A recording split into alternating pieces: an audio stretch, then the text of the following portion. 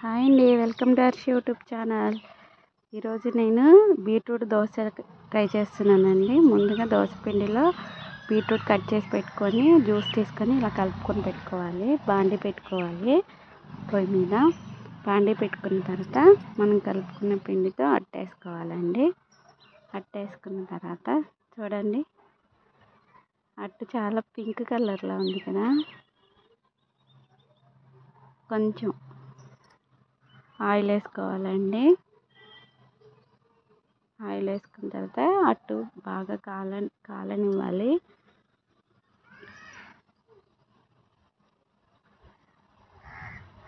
చూడండి, అట్టు బాగా కాలుతుంది కదా.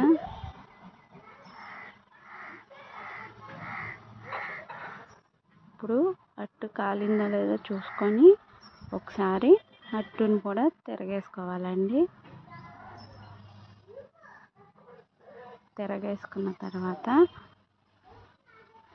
చూడండి, అట్టు పింక్ కలర్లో భలే ఉంది కదా.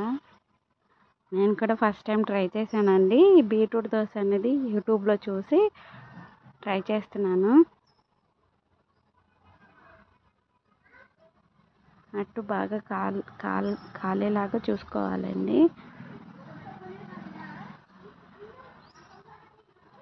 అట్టు కాలిందా లేదా అని మళ్ళీ ఒకసారి తిరగేసుకోండి. రెండు వైపులా కాల్చుకోండి. చూడండి, అట్టు బాగా కాలింది కదా. ఫైనల్గా అట్టు కాలిన తర్వాత ప్లేట్లో వేసుకున్నాను. మళ్ళీ రెండో దోశ కూడా ట్రై చేశాను. రెండో దోశ కూడా ఇలాగే శుభ్రంగా కాల్చుకోవాలి.